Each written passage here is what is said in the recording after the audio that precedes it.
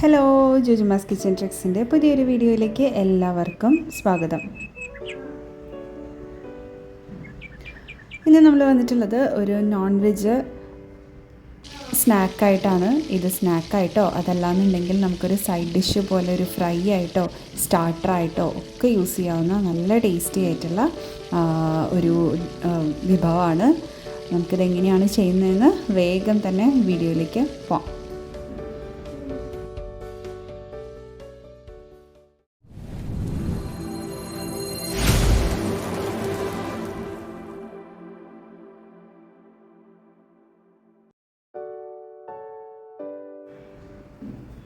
ആദ്യം നമുക്ക് കുറച്ച് ബീഫ് ഉപ്പും കുരുമുളക് പൊടിയും ഇട്ട് വേവിച്ച് ഒന്ന് ക്രഷ് ചെയ്തിട്ട് മാറ്റി വെക്കണം. ഇനി നമുക്ക് വേണ്ടത് സവാള, പച്ചമുളക്, കുറച്ച് ഇഞ്ചിയും വെളുത്തുള്ളിയും ക്രഷ് ചെയ്തത്, പിന്നെ മല്ലിയില. ഇത്രയും ഐറ്റംസാണ് നമുക്ക് വേണ്ടത്. അതൊന്ന് ചെറുതാക്കി കട്ട് ചെയ്തിട്ട് മാറ്റി വയ്ക്കുക.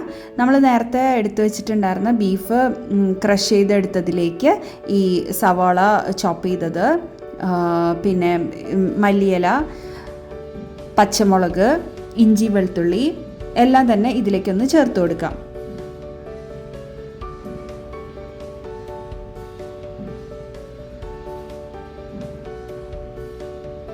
ഇനി നമുക്കതിലേക്ക് മഞ്ഞൾപ്പൊടി,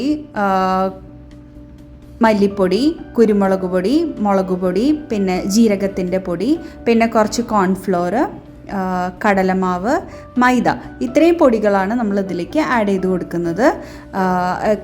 കടലമാവ് വളരെ കുറച്ച് മതി, ഒരു 2 ടേബിൾ സ്പൂൺ മതിയാവും. കോൺഫ്ലോറും ഒരു 1.5 ടേബിൾ സ്പൂൺ മതിയാവും. കുറച്ച് ഇത് എല്ലാം തന്നെ നമുക്കൊന്ന് പിടിക്കാൻ പരുവത്തിനുള്ള പോലെ വേണം നമുക്കിത് പൊടികൾ ആഡ് ചെയ്ത് കൊടുക്കാൻ വേണ്ടിയിട്ട്. നല്ല പോലെ കൈ വെച്ചിട്ട് മിക്സ് ചെയ്തെടുക്കുക.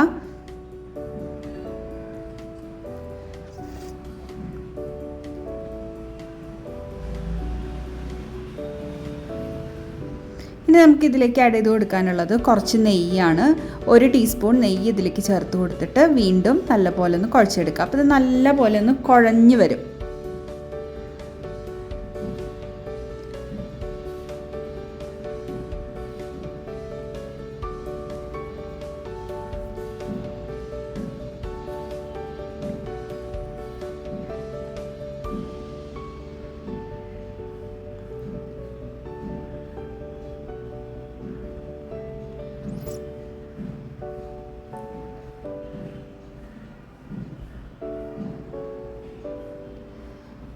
ഇത് എല്ലാം പൊടികളും ഈ സാധനങ്ങളും എല്ലാം തന്നെ നന്നായിട്ട് കുഴഞ്ഞൊരു ഡൗ പരുവത്തിലാവാൻ വേണ്ടിയിട്ടാണ് നന്നായിട്ട് കുഴയ്ക്കണം.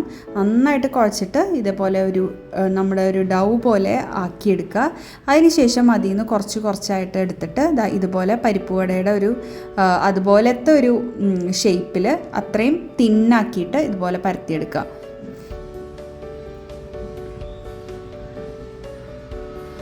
അങ്ങനെ എല്ലാം ഇതേപോലെ പരത്തി നമുക്കിതുപോലെ ഒരു പ്ലേറ്റിലേക്ക് വെച്ച് കൊടുക്കാം.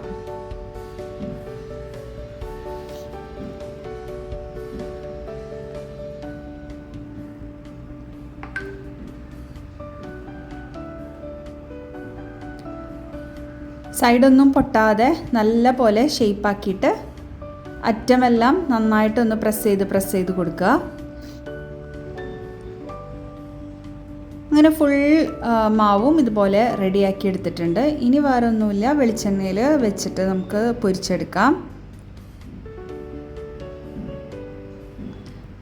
ഒരുപാട് സമയം ഇട്ടിട്ട് അങ്ങനെ സ്ലോ കുക്ക് ചെയ്തെടുക്കേണ്ട ആവശ്യമില്ല. വേഗം തന്നെ നമുക്ക് അപ്പുറം തിരിച്ച് വേവിച്ചെടുത്ത ബീഫാണല്ലോ, അപ്പോൾ അപ്പുറം തിരിച്ചിട്ട് നല്ലൊരു ഗോൾഡൻ ബ്രൗൺ ആവുന്ന സമയത്ത് തിരിച്ചിട്ട് റെഡിയാക്കി എടുക്കാം. ഇത് ഈ പത്തിരിയുടെ കൂടെ നല്ലൊരു കോമ്പിനേഷനാണ് കേട്ടോ. തേങ്ങാപ്പാൽ ഒഴിച്ചിട്ട് പത്തിരിയുടെ കൂടെ ഇത് നല്ല കോമ്പിനേഷനാണ്. പിന്നെ നോർമലി നമ്മൾ സ്റ്റാർട്ടറായിട്ട് നമുക്ക് യൂസ് ചെയ്യാൻ പറ്റുന്നതാണ്. അങ്ങനെ നല്ലൊരു വിഭവമാണിത്. അപ്പോൾ എല്ലാവരും ഇതുപോലെ ഒന്ന് ട്രൈ ചെയ്ത് നോക്കുക. ട്രൈ ചെയ്തിട്ട് ഫീഡ്ബാക്ക് അറിയിക്കുക.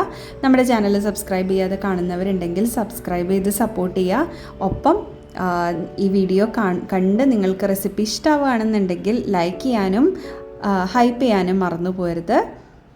അത്രയേ ഉള്ളൂ ഇന്നത്തെ നമ്മുടെ വീഡിയോ. താങ്ക്